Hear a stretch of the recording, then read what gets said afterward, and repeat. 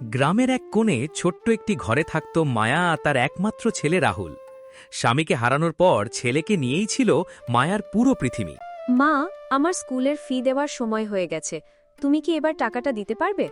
পারবো বাবা, তুই শুধু মন দিয়ে পড়াশোনা কর। টাকার চিন্তা তোর করতে হবে না। কিন্তু মা, তুমি তো সারা দিন কাজ করো, এত কষ্ট আর কত করবে? তুই একদিন বড় মানুষ হবি এই আশাতেই তো আমার সব কষ্ট।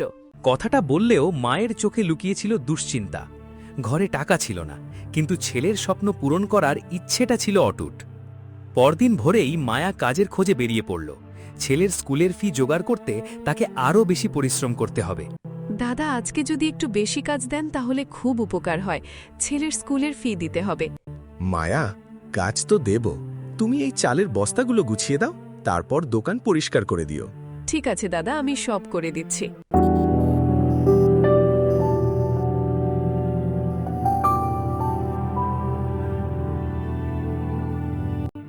মায়া, একটু বিশ্রাম নাও, তোমার শরীরটা তো আর লোহারময়। শরীর ক্লান্ত হতে পারে দাদা, কিন্তু ছেলের স্বপ্নের কাছে ক্লান্ত হওয়ার সময় নেই। টাকাটা খুব বেশি ছিল না, তবুও মায়ের মুখে ছিল শান্তির হাসি, কারণ আজ সে ছেলের স্বপ্নের জন্য আরও এক ধাপ এগিয়ে গেল। মা, আগামী সপ্তাহে আমার পরীক্ষা, কিন্তু আমার গণিতের বইটা অনেক পুরনো হয়ে গেছে। কয়েকটা পৃষ্ঠা তো ঠিকমতো পড়াই যায় না। তুই চিন্তা করিস না বাবা, কালই তোর জন্য একটা নতুন বই নিয়ে আসব। কিন্তু মা, বই কিনতে টাকা লাগবে। তুমি আবার নিজের জন্য কিছু কিনবে না তো? আমার কি দরকার বাবা, তোর পড়াশোনাটাই আমার সবচেয়ে বড় প্রয়োজন। মা, তোমার হাতে রক্ত বেরোচ্ছে। আরে এটা কিছুই না, তুই বইটা পড়। পরীক্ষা ভালো দিতে পারলেই আমার সব ব্যথা চলে যাবে। মা, আমি মন দিয়ে পড়ব।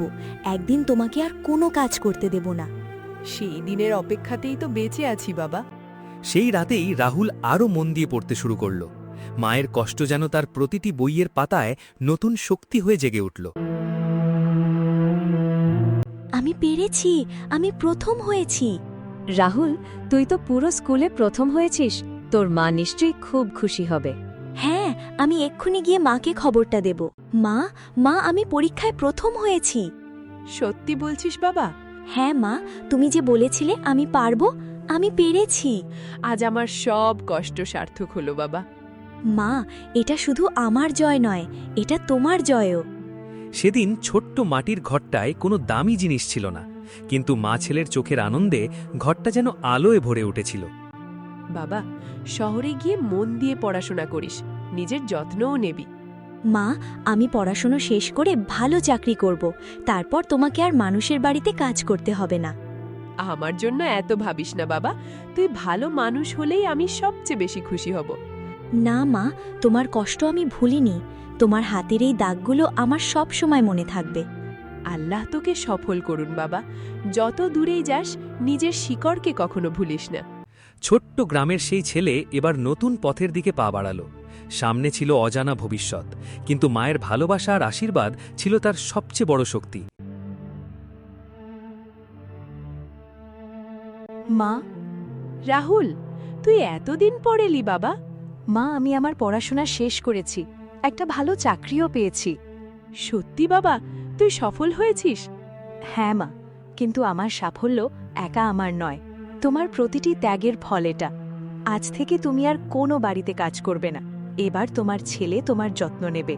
আমি তো শুধু চেয়েছিলাম তুই মানুষ হোস, আজ আমার সেই স্বপ্ন পূরণ হয়েছে। মা, তুমি আমার জন্য যে স্বপ্ন দেখেছিলে সেটা পূরণ করার সুযোগ পেয়ে আমিই ভাগ্যবান।